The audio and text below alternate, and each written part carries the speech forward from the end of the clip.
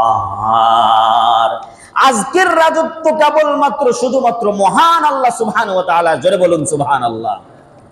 এই জন্য সবকিছু শেষ হয়ে যাবে, মৃত্যুর হাত থেকে কেউ রক্ষা পাবে না, কিন্তু মৃত্যু আমার আল্লাহকে ধরতে পারবে না।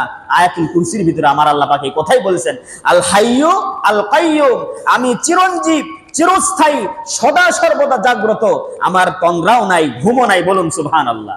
এই কথা পরবর্তীতে বলেন, আল্লাহ পাক বলেন, লা তাখুযুহু সিনাতুন ওয়ালা নাওম, আমাকে তন্দ্রাও স্পর্শ করে না, ঘুমও স্পর্শ করে না। তন্দ্রা এবং ঘুম এই দুইটা এক জিনিস না? আলাদা? আলাদা নয়। তন্দ্রা মানে কি? একটু ঘুমের ভাব আসতেছে, ঘুমের প্রাথমিক অবস্থা আর কি, ঘুমের ভাব আসছে, কিন্তু হুঁশ সম্পূর্ণ চলে যায় না। আর ঘুম তো একবারে ঘুমের ঘরে মগ্ন হলে হুঁশও ঠিক থাকে না। তো আল্লাহ পাক বলতেছেন, ঘুম তো দূরের কথা, আমাকে তন্দ্রাও স্পর্শ করে না। আয়াতুল কুরসির ৩ নম্বর বাক্যের ভিতরে আল্লাহ পাক এই কথা বলছেন। হযরতে আবু মুসা রাদিয়াল্লাহু তাআলা আনহু তিনি বলছেন, রাসূল কারীম সাল্লাল্লাহু আলাইহি ওয়াসাল্লাম আমাদের মাঝে একবার আসলেন, আসার পরে 4টা বাক্য, 4টা কথা তিনি বলেছিলেন। 1 নম্বর কথা বলেছিলেন, নিশ্চয় আল্লাহ রাব্বুল আলামিন নিদ্রা জান্নাত এবং তার জন্য নিদ্রা যাওয়াটা শোভনীয় নয়। সুবহানাল্লাহ। দেখেন কত বড় কথা। আল্লাহ পাক বলতেছেন, নবীজি বলেন যে আল্লাহ নিদ্রা জান্নাত এবং নিদ্রা যাওয়াটা তার জন্য শোভনীয় নয়। আল্লাহ যদি ঘুমায় তাহলে ক্ষতি হবে না লাভ হবে? কথা বলেন। অবশ্যই ক্ষতি হবে। হযরতে মূসা আলাইহিস সালাম, যদিও এটা ইসরায়েলি রিওয়ায়াত, অনেকে জানি আমরা, একবার ফেরেশতাকে প্রশ্ন করেছিল যে আল্লাহ নাকি ঘুমায় না, তো কেমন থাকে কেমনে? ঘুম না হলে তো মানুষ পাগল প্রায় হয়ে যায়, পাগল পারা হয়ে যায়, মাথার মেধা কাজ করে না, হাত কাজ করে না, পাও কাজ করে না, সব কিছু অকেজ হয়ে যায় ঘুম না হলে, ঠিক কিনা? ঘুম যদি ঠিক মতো না হয়, আপনারা পেছনে যাবে না, বাবারে যা মা কয়ে ডাকবেন, মাকে যা বাপ কয়ে ডাকবেন, এই অবস্থারই সৃষ্টি হবে।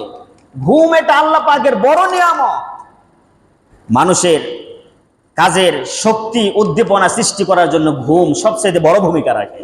এই জন্যই আল্লাহ পাক বলেছেন, ওয়াজআলনাল লাইলা লিবাসা, আমি রাতকে বানিয়েছি কেন? ঘুমের জন্য, আরাম আয়েশের জন্য।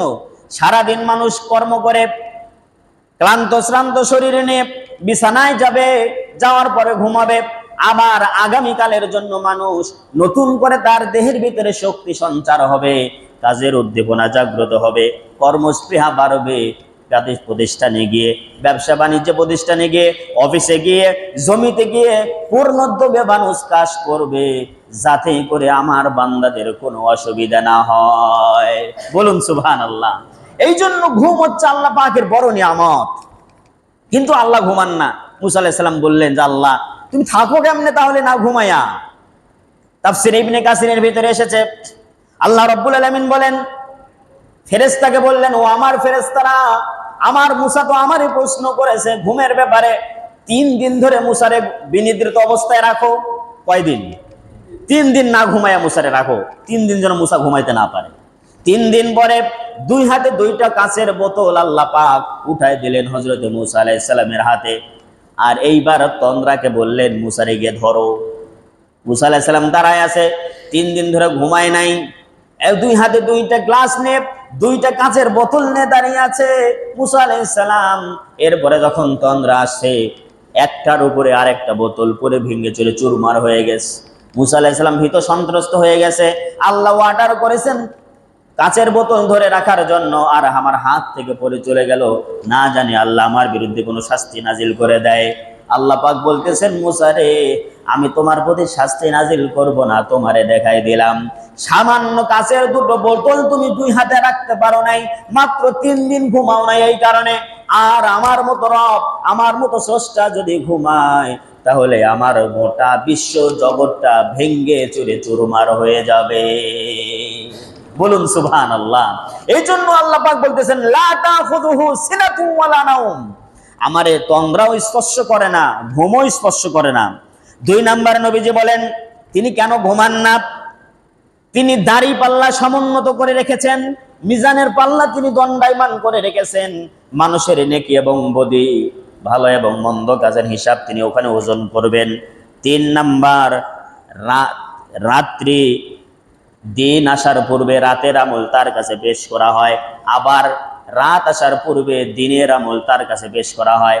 দিন আসার পূর্বে রাতের আমল তার কাছে পেশ করা হয়, রাত আসার পূর্বে দিনের আমল তার কাছে পেশ করা হয়।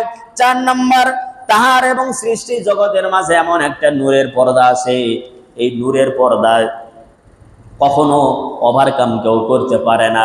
এই নূরের পর্দাটা যদি না থাকে তাহলে গোটা বিশ্ব জগৎটা জ্বলে পুড়ে ভস্ম হয়ে যাবে। জোরে বলুন সুবহানাল্লাহ। জ্বলে পুড়ে ভস্ম হয়ে যাবে। আল্লাহ পাকের একটা নূরের তাজাল্লি, নূরের পর্দা রয়েছে। ওই যে মুসা আলাইহিস সালাম আল্লাহর কাছে বলেছিল, আল্লাহ আমি তোমারে দেখতে চাই। আল্লাহ পাক বলেছেন, লা তুদরিকুহুল আবসার ওয়া হুয়া ইদরিকুল আবসার ওয়া হুয়াল লাতীফুল খাবীর। গোটা বিশ্ব জগতের কেউ তাকে দৃষ্টি সীমার ভিতরে নিতে পারে না, আর আমার আল্লাহর দৃষ্টি সীমার বাহিরে গোটা বিশ্ব জগৎ যেতে পারে না। গোটা বিশ্ব জগতের কেউ আল্লাহকে দৃষ্টি সীমার ভিতরে নিতে পারবে না, আর গোটা বিশ্ব জগৎ আমার আল্লাহর দৃষ্টি সীমার বাহিরে যেতে পারবে না। সুবহানাল্লাহ। তাও বললেন না? গত সপ্তাহে একটা আয়াত বলেছি না, যে কোন গাছের কোন পাতা কখন কোন অবস্থায় কোন জায়গায় পড়েছে আল্লাহর কাছে সেই হিসাবটাও আছে। সুবহানাল্লাহ। তাহলে আমি আর আপনি যা করছি আর অতীতে যা করেছি এগুলো আল্লাহর কাছে হিসাব আছে না নাই? আর জোরে বলেন, আছে না নাই? রাতের আধারে দিনের আলোতে কার গাছে কয়টা আম গাছে ঢেল দিছেন, কোন অলিতে গলিতে সিপাই সুপাই কি করছেন, কোন জায়গায় কতটা বাদাম খাইছেন, এই হিসাব বোধহয় আল্লাহর কাছে নাই। কথা বলেন, আছে না নাই? সব আল্লাহর কাছে আছে। আল্লাহর দৃষ্টি সীমার বাহিরে কেউ যেতে পারে না, কেউ যাওয়ার সক্ষমতাও রাখে